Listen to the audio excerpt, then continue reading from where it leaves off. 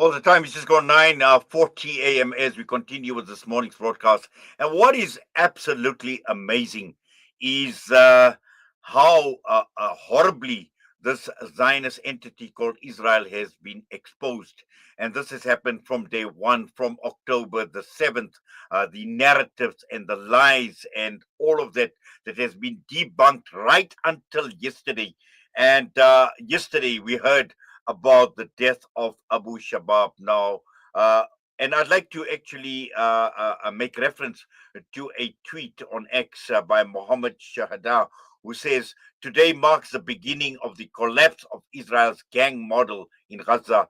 Abu Shabab's death makes clear Israel cannot impose a collaborator leader on Palestinians by force, and it is Gazans who will determine who will rule them." And all of this has been exposed and it will continue being exposed. And here we have an illiterate drug dealer who dropped out of elementary school yet wrote articles in Shakespearean fluent English.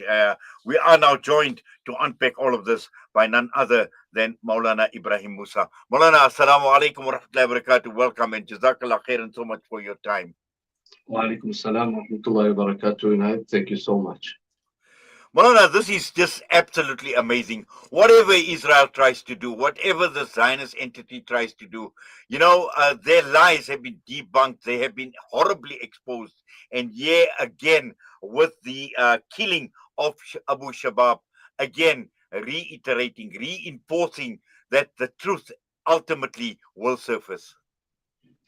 Absolutely, and when we have to think of those litany of lies that the Israelis have spoken, I think one can go into volumes in terms of what those lies have been. I mean, just off the top of my mind this morning, we talk about the beheaded babies, hoax at the beginning, the rape hoax that was perpetrated against Hamas. And the hospitals, what had occurred at the Shifa hospital, or the tunnels purportedly that were beneath the hospitals, the command centers that were beneath the hospitals, and beyond just the lies, it would also be then the Israeli plans to be able to form a day after plan in Gaza. And every time they've tried something based on false premises, based on evil intentions, it has always fallen flat. I recall how the very infamous Gaza pier that had all kind of other motives associated with it, was attacked by the sea, and eventually the U.S. Navy that was behind that effort had to pull out. You had the Gaza Humanitarian Foundation. Obviously, it created huge chaos throughout Gaza, and so many lives were lost in that process, but that had to be decommissioned just the other day. And as you've correctly mentioned, we've seen the last nail, or perhaps one nail in the coffin of this Israeli gang model through the proxies that have been used, like Abu Shabab, but not limited to Abu Shabab, that has been dealt a decisive blow by the events that are still a bit shrouded in mystery that had occurred yesterday. Yes, and also I think one can see, Molana, the desperation on the part of Netanyahu and his government as far as eliminating the resistance in Gaza is concerned. And this is the reason why using people like Abu Shabab as well, and to provide, to infiltrate, to provide inside information while they collaborate with the Zionist regime. And again, it once again reinforces the failure on the part of this Zionist entity, even to get rid of the resistance, which they've boasted about over and over again. But the resistance is still strong and up and running in Gaza. Yeah, so excuse me, the problem with the Israeli plans for a long period of time is, just that same colonialist, orientalist mentality.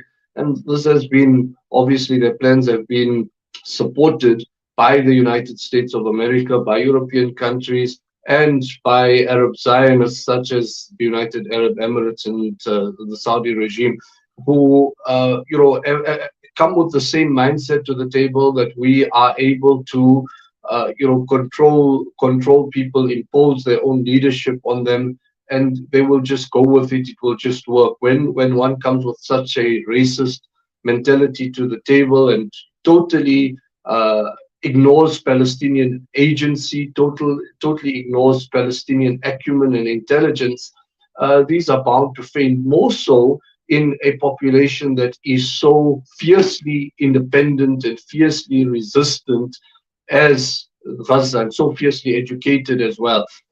So the whole idea of these gangs, just to put ourselves in the picture, they've served a purpose for the Israelis during the genocide, and the Israelis had carved out a particular role for them after the genocide. So during the genocide, they used these gangs to engineer famine in Gaza because they unleashed these militias to be able to loot the aid convoys that were coming in.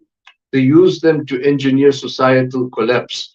So as the intelligentsia of Palestinian society was attacked, you simultaneously, release these unscrupulous actors to be able to tear apart the social fabric and erode civic order.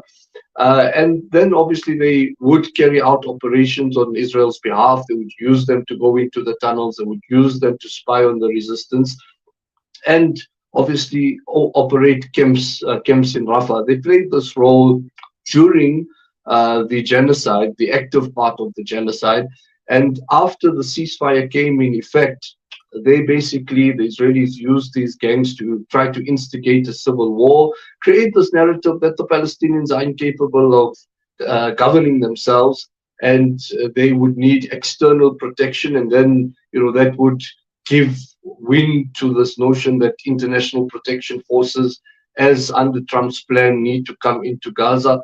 And these particular militants were also used to create this idea that there are two Gazas. So the one Gaza under Hamas or under the resistance is, one that doesn't desire progress, and the Gaza beyond the yellow line in the areas that are controlled by the Israelis desires progress, and the Israelis would put up token projects in these areas to show that reconstruction is taking place. And as some have suggested, the Israelis also hope to use them to create false flag events that would then justify the Israelis coming back to be able to pummel Gaza. But as you've mentioned, all of these are plans, but at the end of it, these gangs are the very opposite of the cohesive social structure in Gaza. They were artificially put together by the Israelis, just as any kind of entity of this nature does. Promise of money, promise of weapons, promise of power, promise of luxuries, etc. And these were criminals to start off with links to ISIS, with time spent in Gaza's jails before. And when something is so artificial, it is just a matter of time before that bubble bursts. Yes, there's just a quick comment that's come through from Abdul Razak Ismailov saying that Shabab was very instrumental in authoring the propaganda of the people of Gaza being overfed and obese and of stealing aid, all of which is absolutely false, but it is accepted without question because it toes the line of white supremacist ideology and the ontologically Nazi society of Israel. Now, obviously, this sums it up as well in terms of who Abu Shabab was, Moulana. But also, it comes at a time when we've seen Trump's 20-point plan, and also followed by the UN resolution that was actually passed in terms of who rules Gaza at the exclusion of Hamas. And Hamas is now sending a signal by the killing of Abu Shabab that we are not going anywhere. Absolutely, Inayat. So, what is ironic about this is, the Israelis have, and the Emiratis, and I have to, make mention of this, suspicions when the when these gangs emerged, especially as they gained more traction and started producing slick videos and started writing in the Washington Post, the Wall Street Journal, just raised suspicions that there were PR firms at play here, and there were, Emirati number plates that appeared in the Gaza Strip. There are also links to the payroll of the Palestinian Authority, that emerged. But uh, getting to what I wanted to say here is, one would have imagined these groups being, as they are being posited, as they are being presented as the alternative to Hamas, maybe they would gain some traction amongst Palestinian society, who are desperately seeking reconstruction and desperately seeking stability. But to the contrary, Hamas's popularity actually began to grow. It's relatively still quite popular in Gazan society, but it began to recover tremendously when Al-Shabaab and his so-called popular forces emerged, because people recognized them from the outset as infamous drug traffickers whose links were to ISIS, and who caused the suffering of so many Palestinians by their stealing of this particular aid. And Hamas was then able to show that it still has governing and rulership capacity when it established this arrow unit, and it was able to hunt down these particular members. So that surely shows Hamas still has that capacity despite the losses that it suffered, and how much Palestinian society trusts the ability of Hamas to truly deliver on its promises and seek a better life for the residents of Gaza. In terms of the global picture as to where this occurs, we have, the Trump speaking to Netanyahu the other day, and we don't know what's the contents of that particular phone call, something about the second stage of the deal. And the fact that Hamas has now handed over all, if not all, but the vast majority of the Israeli dead that were still situated in Gaza. So this was now the ideal opportunity for the Israelis to either backtrack spectacularly on their commitments, or to push forward with this collaborator model for the future of Gaza, when they are speaking confidently about the second phase of what is going to occur in Gaza, and the Palestinian Authority rubber stamps the plan at the United Nations, while so many other countries, or while so many other Palestinian groups, unequivocally distance themselves from it.